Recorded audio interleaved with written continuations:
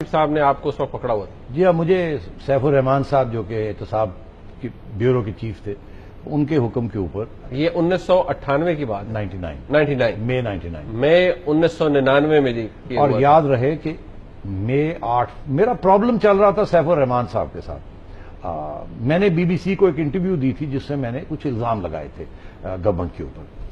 Safe الرحمان صاحب نے مجھے فون کر کے کہا کہ آپ نے الزام واپس لے لیجئے، جب یہ بی بی سی کی انٹرویو شائع ہوگی تو ہماری بڑے نقصان ہو جائے۔ آپ ٹی ایف ٹی میں لکھ بھی رہے تھے نا اس والے؟ تو میں نے کہا میں سوری، میں یہ نہیں کر سکتا، میں نے انٹرویو دی ہے، جو میں نے کہا ہے وہ صحیح ہے۔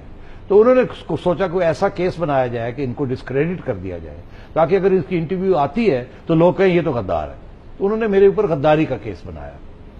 اچھا، جب یہ ہوا تو انہوں نے مجھے پکڑ کے اور آرمی کو کہا، جنرل مشرف کو کہا کہ ان کو کورٹ مارشل کریں، یہ غدار ہے، انہوں نے غداری کی باتیں کی۔ اب پرائم منسٹر کا حکم تھا، ایسا ہی نے پکڑ لے لیا۔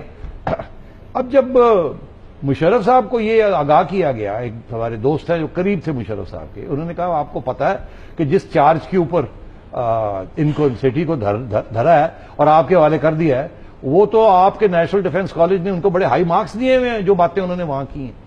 تو یہ کیسے ہو سکتا ہے کہ آپ ایک طرف ان کو ہائی مارکس دے رہے ہیں، آپ کی سب سے پریمیئر انسٹیٹیوشن، اور دوسری طرف اسی سپیچ کے اوپر آپ ان کو غداری کا الزام میں؟ تو مشرف صاحب نے کہا مجھے دکھائیں وہ کیا ہے۔ تو انہوں نے جب وہ پڑھا سارا تو انہوں نے کہا یار یہ تو زیادتی ہے، یہ تو میرے کندھے سے اپنے پولیٹیکل سکور سیٹل کر رہے ہیں۔ تو میں داد دیتا ہوں جنرل مشرف کو، ہی ہیڈ دا کریج ٹو سے کہ ہم نہیں کریں گے، وی ول ناٹ، ہم نے نہیں پکڑا، ہم انکوائری کر کے and then we'll do it. تو انہوں نے آرمی نے آئی ایس آئی نے انکوائری کی، اور آئی ایس آئی کی انکوائری سے یہ پتا چلا کہ جو الزام میرے پہ لگ رہے ہیں وہ بالکل بے بنیاد ہے، کوئی بنیاد نہیں اس کی۔